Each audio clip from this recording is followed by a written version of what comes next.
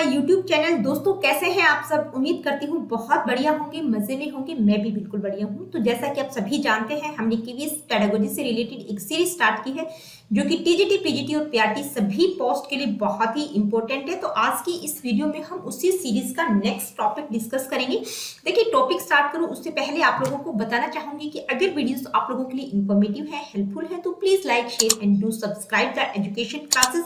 किसी प्रकार का क्वेश्चन, क्वेरीज या कुछ आप मुझसे पूछना चाहते हैं, do comment in the comment section. अब चलते हैं अपने टॉपिक की तरफ। देखिए, understanding teaching learning KVS pedagogy की सेकंड यूनिट है। इसमें हमने क्या क्या कर लिया है? Concept of teaching learning. उसके बाद आपका जो पहला टॉपिक है, theoretical perspectives on learning, behaviourism, cognitivism and constructivism. इस पर मैंने एक बेस वीडियो बनाया है, यानी कि एक बहुत ही डिटेल वीडियो बनाया है तीनों पर्सपेक्टिव्स पर। तो उस वीडियो को आप बिल्कुल डिटेल में देखिएगा। और उसके बाद हमने किया था बिहेवियरिज्म, किसके स्पेशल रेफरेंस में इंप्लीकेशन की बात की गई है। जो सब टॉपिक्स आपके सिलेबस में दिए गए हैं, इन सभी के स्पेशल रेफरेंस में हमने बिहेवियरिज्म को किया था। और आज ये केवीएस पेडागोजी से रिलेटेड हमारा 18th लेक्चर होगा। इसमें हम उसी सेम प्रोसेस में, जिस तरह से हमने बिहेवियरिज्म को किया था, उसी सेम प्रोसेस में, यानी कि जो सब टॉपिक्स आपके सिलेबस में दिए गए हैं, उसी प्रोसेस से हम कॉग्निटिविज्म को डिस्कस करेंगे। इस संदर्भ में इंप्लीकेशन की बात की गई है। Role of teacher, learner, nature of teacher student relationship, choice of teaching methods, classroom environment, understanding of discipline and power. इन सभी के संदर्भ में इंप्लीकेशन पूछा गया है। तो कॉग्निटिविज्म में इन सब का क्या इंप्लीकेशन रहेगा, उन सब टॉपिक्स को हम डिस्कस करेंगे वन बाय वन। तो चलिए स्टार्ट करते हैं आज की इस वीडियो को। देखिए, आज की इस वीडियो में हम सिर्फ और सिर्फ कॉग्निटिविज्म का इंप्लीकेशन देखेंगे।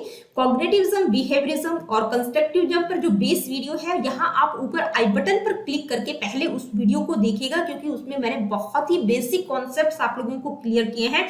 जब तक आप उस वीडियो को नहीं देखेंगे, आज हम जो इंप्लीकेशन करेंगे वो इंप्लीकेशन आपको समझ नहीं आएगा। कॉग्निटिविज्म के संदर्भ में जो हम टीचर का रोल या लर्नर का रोल क्या रहेगा, उनको हम समझेंगे। तो वो आपको तभी समझ आएगा जब आप उस बेस वीडियो को देख लेंगे। ये मैं आप लोगों को दिल से आपको सच्चाई बता रही हूँ। उस वीडियो को देखने के बाद ही इस इंप्लीकेशन को समझिएगा, ठीक है? तो कॉग्निटिविज्म है क्या? देखिए, कॉग्निटिविज्म क्या है? लर्निंग का एक थ्योरेटिकल पर्सपेक्टिव है, जिसमें मेंटल प्रोसेसेस पर फोकस किया जाता है। यानी कि जब बच्चा कोई भी चीज सीखता है या कोई नॉलेज को एक्वायर करता है, तो जो हमारा मेंटल प्रोसेस है, हमारी जो संज्ञानात्मक क्रियाएं हैं, जो हमारा कॉग्निशन है, उसका अहम रोल होता है। जबकि बिहेवियरिस्ट वाले क्या कहते हैं, इनकी जो व्यवहारवादी है, जो बिहेवियरिज्म है, वो क्या कहता है?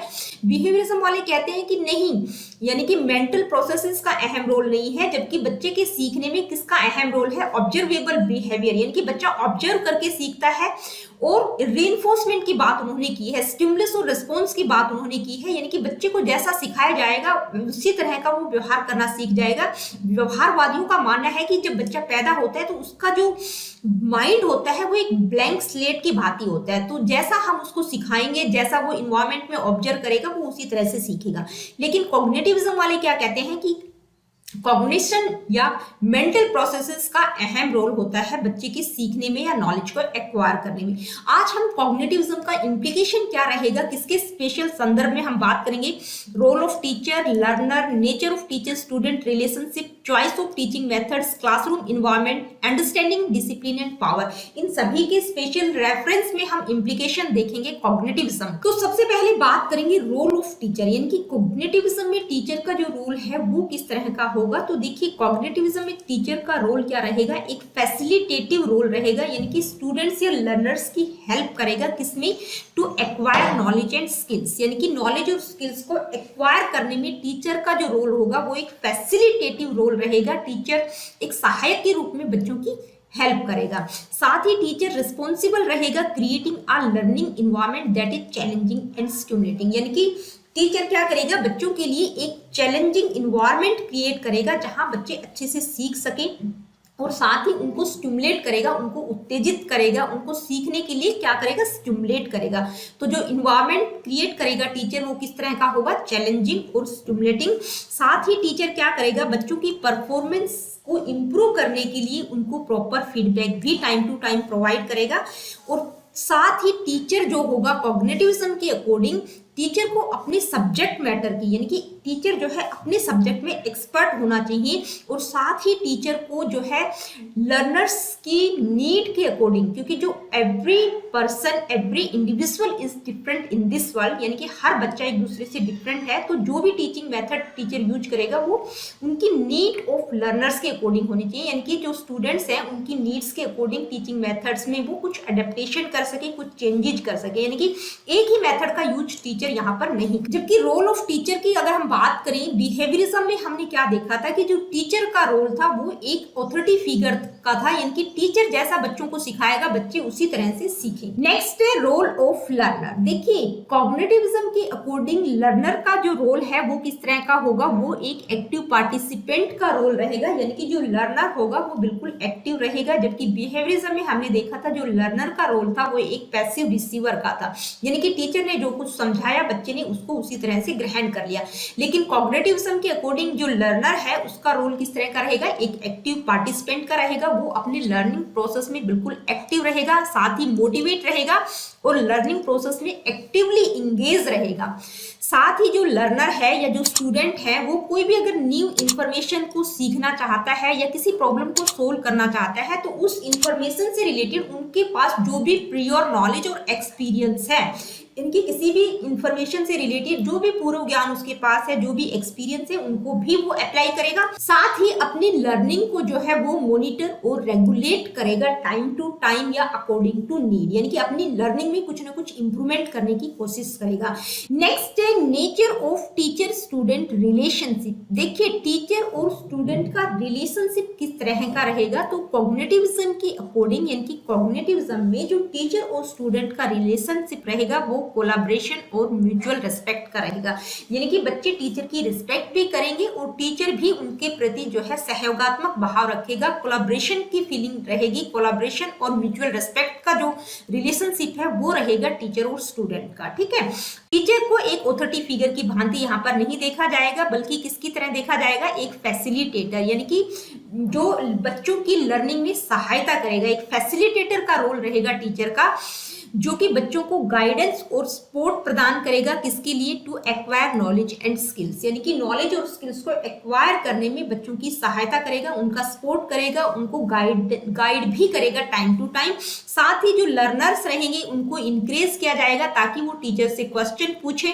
और साथ ही डिस्कशन जो भी क्लास में हो उसमें भी वो इंगेज रहे और टीचर जो भी फीडबैक बच्चों से मिलता है उसके प्रति रिस्पॉन्ड करे और टाइम टू टाइम उनको गाइड करे। तो ये जो रिलेशनशिप है, इस तरह का रिलेशनशिप टीचर और स्टूडेंट का रहेगा कॉग्निटिविज्म में, एक तरह से कोलैबोरेशन और म्यूचुअल रिस्पेक्ट का रहेगा। नेक्स्ट है चॉइस ऑफ टीचिंग मेथड। देखिए टीचिंग मेथड्स की चॉइस की अगर हम बात करें तो कॉग्निटिविज्म क्या सजेस्ट करता है कि डिफरेंट टीचिंग मेथड्स को यूज करना चाहिए इफेक्टिव टीचिंग के लिए, यानी कि जो लर्नर्स हैं वो बिल्कुल डिफरेंट होते हैं, हर इंडिविजुअल एक दूसरे से डिफरेंट होता है, तो उनके लिए एक ही तरह के टीचिंग मेथड्स का प्रयोग नहीं किया जाना चाहिए, डिफरेंट इफेक्टिव टीचिंग मेथड्स का प्रयोग किया जाना चाहिए ताकि बच्चे जो है नॉलेज और स्किल को एक्वायर कर सकें। तो इसमें जो मेथड्स होंगे वो किस तरह के हो सकते हैं, lecture method, group discussion, problem solving activities और हैंड ऑन एक्टिविटीज का प्रयोग इसमें किया जा सकता है एक टीचर के द्वारा, यानी कि जो टीचिंग मेथड्स होंगे वो इफेक्टिव होने चाहिए, डिफरेंट होने चाहिए, एक ही तरह के टीचिंग मेथड का प्रयोग नहीं किया जाना। नेक्स्ट है क्लासरूम इन्वायरमेंट। देखिए क्लासरूम इन्वायरमेंट की अगर हम बात करें तो कॉग्निटिविज्म के अकॉर्डिंग जो क्लासरूम इन्वायरमेंट होगा वो किस तरह का होगा, कंड्यूसिव टू लर्निंग, यानी कि जो इन्वायरमेंट होगा क्लास का वो कंड्यूसिव होगा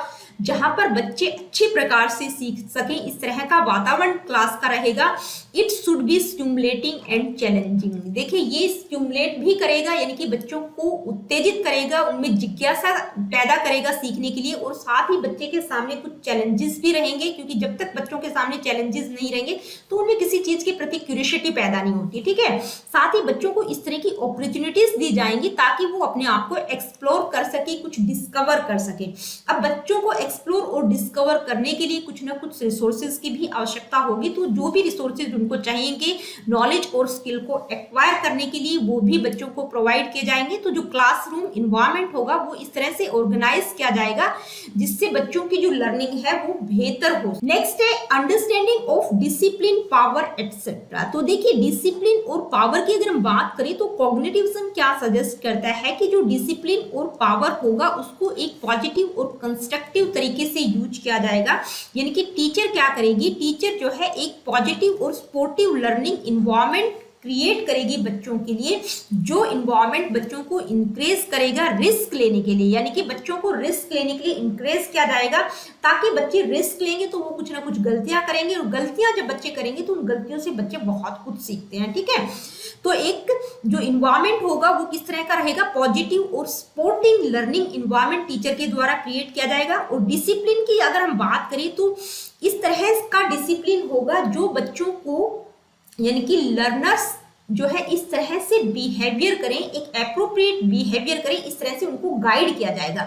इस तरह का नहीं होगा बिहेवियरिज्म की तरह की भी कंट्रोल डिसिप्लिन रहेगा कि आपको जैसा बता दिया आपको वैसा करना है, नहीं। यहाँ पर कॉग्निटिविज्म में जो डिसिप्लिन की अगर हम बात करते हैं तो किस तरह का रहेगा, यानी कि बच्चों को गाइड किया जाएगा ताकि वो एप्रोप्रिएट बिहेवियर करें। इसके अलावा वो अपने खुद के बिहेवियर को खुद रेगुलेट करना सीखें, इस तरह से उनको इंक्रेज किया जाएगा। पावर की अगर हम बात करें तो जो पावर होगी वो सिर्फ टीचर के पास नहीं होगी, टीचर और लर्नर दोनों के बीच शेयर हो जाएगी। जैसा कि बिहेवियरिज्म में हमने देखा था कि जो पावर है वो सिर्फ और सिर्फ टीचर के पास है। ठीक है, यानी कि टीचर एक अथॉरिटी फिगर है, टीचर ने जैसा बोला बच्चे उसी तरह से ओबे करेंगे। तो कॉग्निटिविज्म में जो पावर है वो क्या होगी, टीचर और लर्नर दोनों के बीच शेयर हो जाएगी। टीचर क्या करेगा, लर्निंग प्रोसेस को फैसिलिटेट करेगा, यानी कि बच्चों को सिखाने में उनकी सहायता करेगा।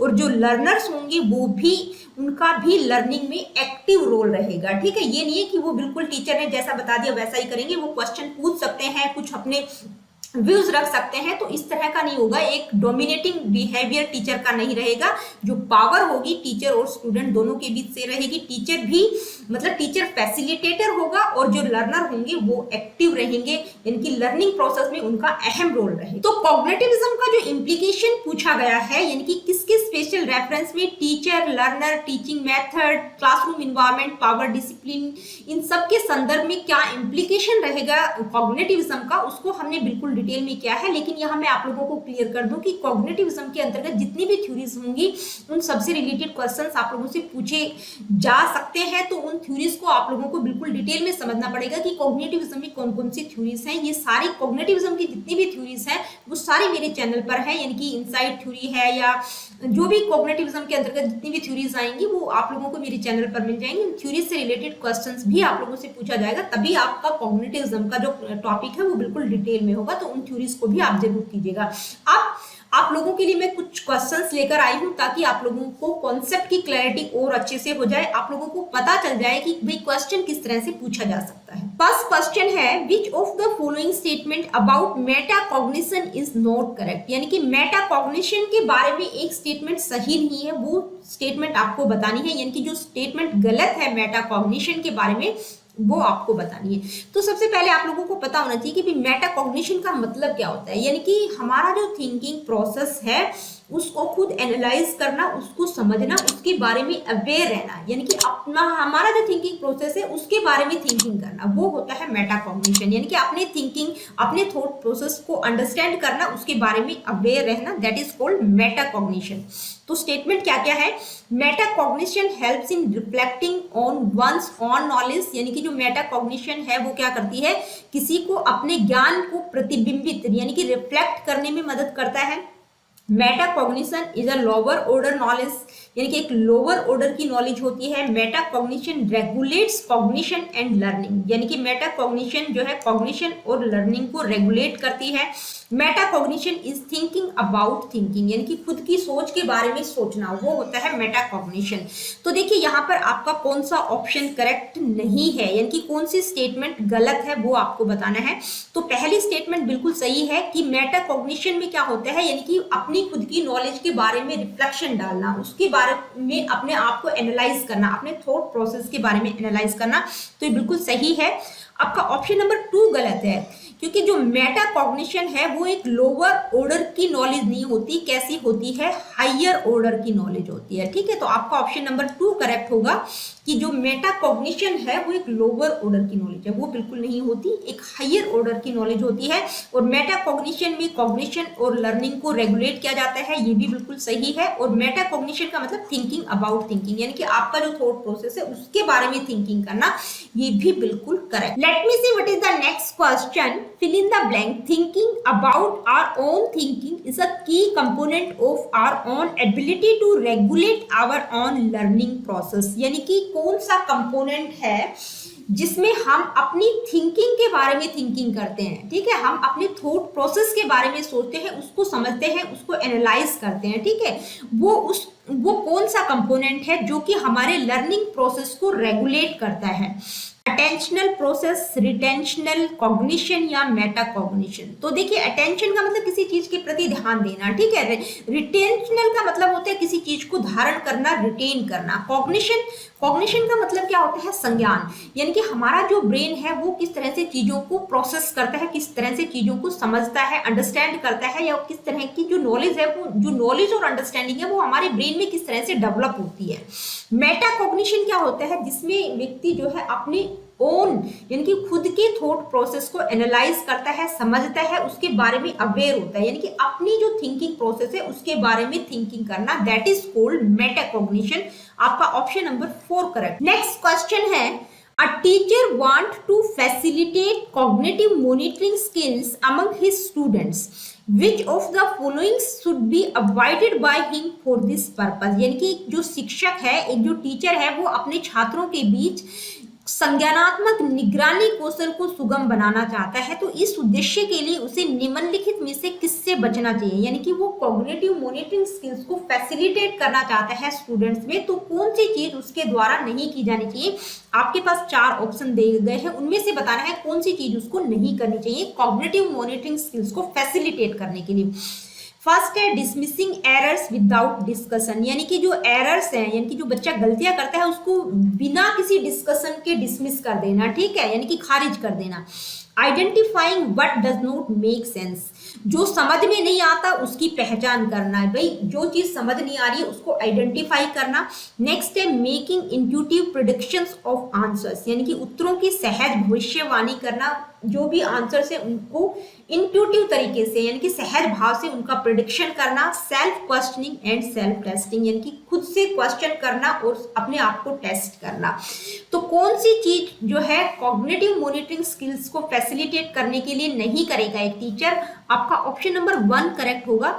डिसमिसिंग एरर्स विदाउट डिस्कशन, यानी कि जो भी गलतियां बच्चा कर रहा है उनको बिना किसी डिस्कशन के उनको बिल्कुल अवॉइड कर देना, यानी कि जो गलतियां हैं उसके बारे में बच्चे को बताना है, क्योंकि बच्चे जो होते हैं मिस्टेक्स के द्वारा बहुत कुछ सीखते हैं। तो जो एरर्स है उनको डिसमिस नहीं कर देना है डिस्कशन किए बगैर, उन पर प्रॉपर तरीके से डिस्कशन होने के बाद उनको साइड करना है। Let me see what is the next question. Which of the following stages is not the part of Brunner's cognitive development theory. देखिए, ये क्वेश्चन जो है थ्योरी से रिलेटेड मैंने यहाँ ऐड किया है, क्योंकि क्वेश्चन आप लोगों को थ्योरी से रिलेटेड पूछे जाएंगे। ठीक है, तो जो ब्रूनर की कॉग्निटिव डेवलपमेंट थ्योरी है, ये जो थ्योरी है कॉग्निटिविज्म के अंतर्गत आती है। ठीक है, तो जो ब्रूनर की कॉग्निटिव डेवलपमेंट थ्योरी है उसकी 3 स्टेजेज हैं, इनमें से कौन सी स्टेज है जो कि ब्रूनर की कॉग्निटिव डेवलपमेंट थ्योरी की नहीं है।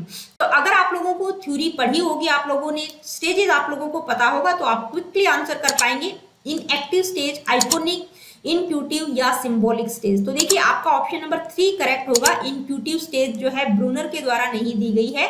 3 स्टेज की बात उन्होंने की है अपनी कॉग्निटिव डेवलपमेंट थ्योरी में, इन एक्टिव, आइकोनिक और symbolic stage. Next question, cognitive development is supported by, यानी कि संज्ञानात्मक विकास किसके द्वारा समर्थित होता है। ठीक है, यानी कि कॉग्निटिव डेवलपमेंट में किसका अहम रोल होता है, किसके द्वारा सपोर्टेड होता है। फर्स्ट है conducting relevant and well design test as frequently as possible, यानी कि जितनी बार संभव हो सके प्रासंगिक और अच्छी तरह से डिजाइन किए गए परीक्षणों का आयोजन किया जाना चाहिए। तो सिर्फ टेस्ट का आयोजन करने से बच्चे का कॉग्निटिव डेवलपमेंट में हेल्प नहीं मिलती, ये ऑप्शन आपका गलत है। Presenting activities that reinforce traditional method, यानी कि जो पारंपरिक तरीकों को सुदृढ़ करने वाली गतिविधियां हैं उनको प्रस्तुत किया जाना चाहिए। तो जो ट्रेडिशनल मेथड को रीइंफोर्स करने वाली एक्टिविटीज हैं उससे भी बच्चे की कॉग्निटिव डेवलपमेंट में हेल्प नहीं मिलती। ये भी आपका ऑप्शन गलत है।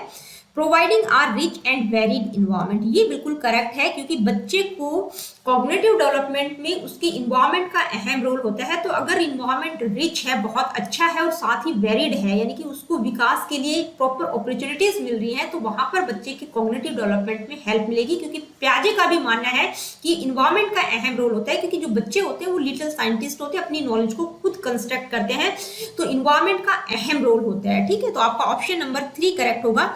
और इंडिविजुअल एक्टिविटीज पर फोकस किया जाना चाहिए एज कंपैरिजन टू कोलैबोरेशन, तो ये भी बिल्कुल गलत है, क्योंकि सिर्फ इंडिविजुअल एक्टिविटीज पर फोकस करने से कॉग्निटिव डेवलपमेंट में हेल्प नहीं मिलती है। नेक्स्ट क्वेश्चन है, knowledge that individual have their own thinking and how they themselves learn is called, यानी कि knowledge that individual have their own thinking, यानी कि अपनी थिंकिंग के बारे में नॉलेज होना और साथ ही वो किस तरह से सीखते हैं उस चीज के बारे में थिंकिंग करना, वो क्या कहलाता है? Cognition, Meta cognition, declarative knowledge, procedural knowledge.